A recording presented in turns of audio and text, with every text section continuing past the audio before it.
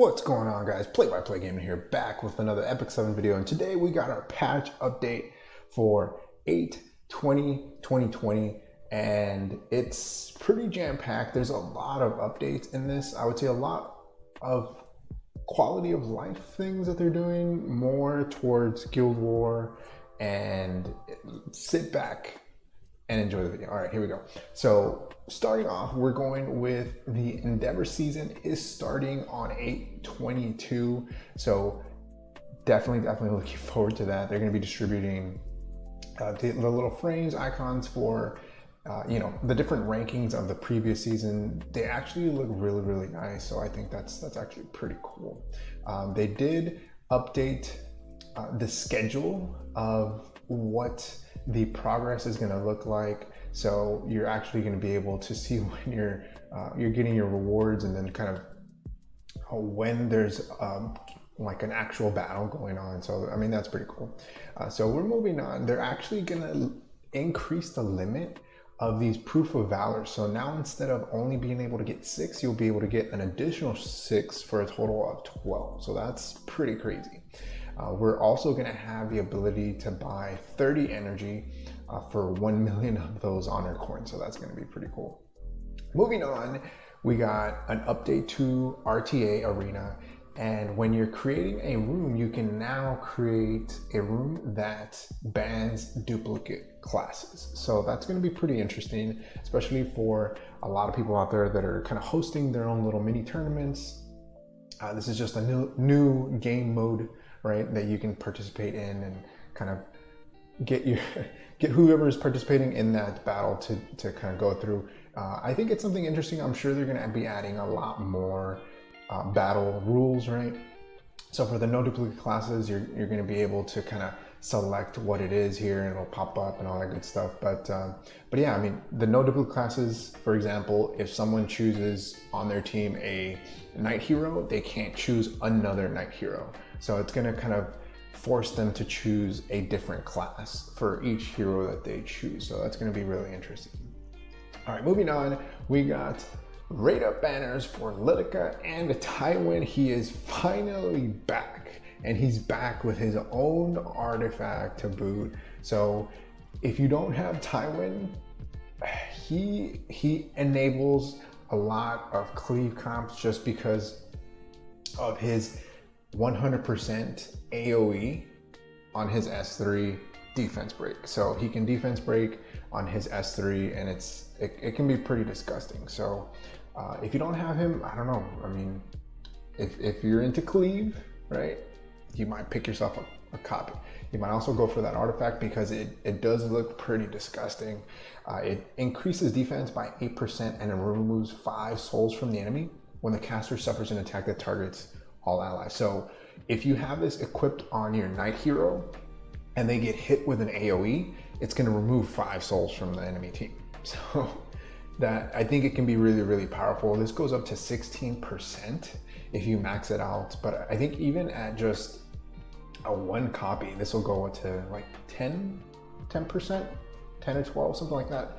And even then, it increases your defense, and then it's going to kind of remove 5 souls. So if you're into RTA, that might be something you might pick up. All right, so moving on, they're doing a bunch of improvements to Expedition, a lot of quality of life features. So you're going to get that little button with the Expedition kind of showing up, and you'll also get a little red dot. So they split these up, so now it shows the entry button when you have a wanted flyer and when there's an Expedition is underway. So that's why it's going to pop up, and you'll also get a little notification if you have a wanted flyer or if there's an Expedition that's recruiting. So I mean, I guess that way you can kind of tell the difference.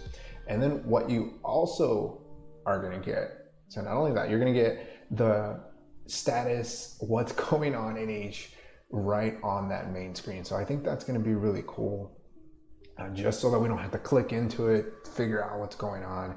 And another big thing that they're going to be doing is they're actually going to be, I think, changing up the rewards. Or is it? They're going to be changing up the rewards, but we haven't gotten there. So what you're also going to be able to do is switch up your team. So I know a lot of people figured out that when they wanted to recall some heroes, say Champ Z for me, couldn't recall him because I didn't have a expedition underway. So now you can actually go into the team of whatever expedition you're working on and switch those up. So that's going to be a lot easier. So that's going to be pretty cool. It says, let's see, there was an area where they said they were going to increase the rewards. Maybe I missaw that. I don't know. We'll see. But it says the rules for time attack will be removed. The amount of basic rewards that can be obtained according to expedition will be adjusted. So you see, here it goes. So they're going to take off the time. So there's no time limit, I'm assuming, of how long it takes you to do that battle. And now you're going to get maybe more rewards, or maybe they're going to adjust them depending on the level. I don't know. I guess we'll find out. They also changed the buff and debuff icons, so hopefully make those easier to see, because I don't know why they did this, right? It's not really accessible, but hopefully these are a little bit easier to read. Moving on, Mui, Tempester, and Pavel, Holiday, Euphine, and Ambitious Tywin are getting their Japanese voices in the game, so if that's what you're into, go for it. They're also, I think, improving this artifact pack. I don't know. I don't really look into artifacts, into packs, just because I don't buy them. But the big thing here is they're adding another Mola that you can buy.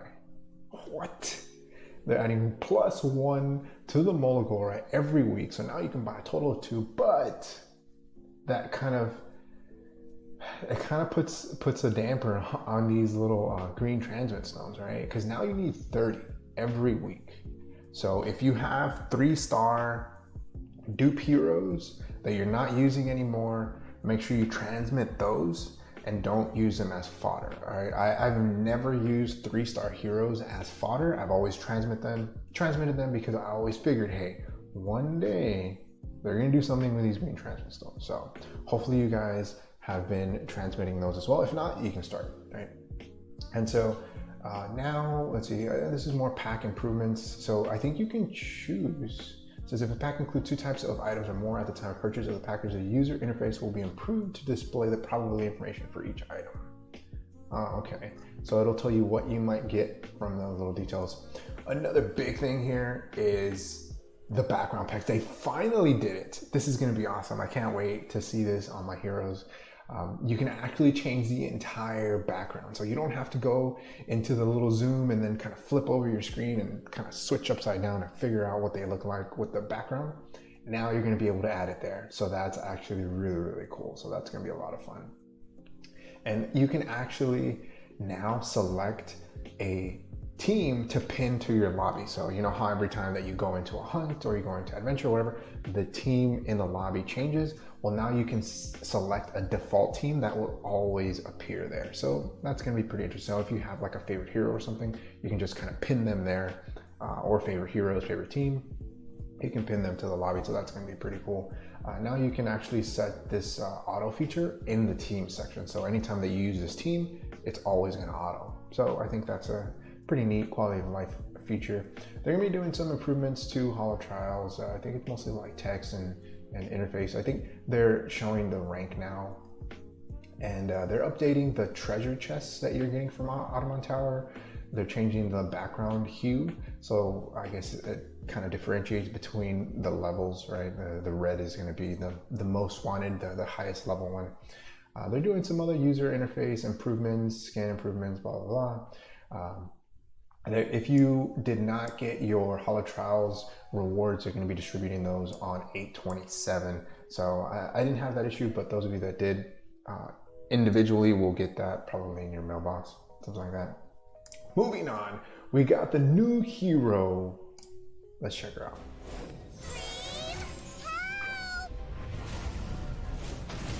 Let me know anytime if you need my help. But of course, I don't work for free. All right, so the new hero up, we got Choux. I think it's Choux. Usually X is silent, right? Okay. So we got Choux here. Is an adorable girl who wishes to become a Suin. So the first thing that pops up here to me is, okay, she's a warrior, ice, another ice meta, right? Ice warrior, she's a Capricorn. Look at her health. She has a pretty good chunk of health. Defense, speed 102, attack 966. She has a 15 crit chance. Let's see, she has any effect? No, okay. So her imprint release is effect resistance.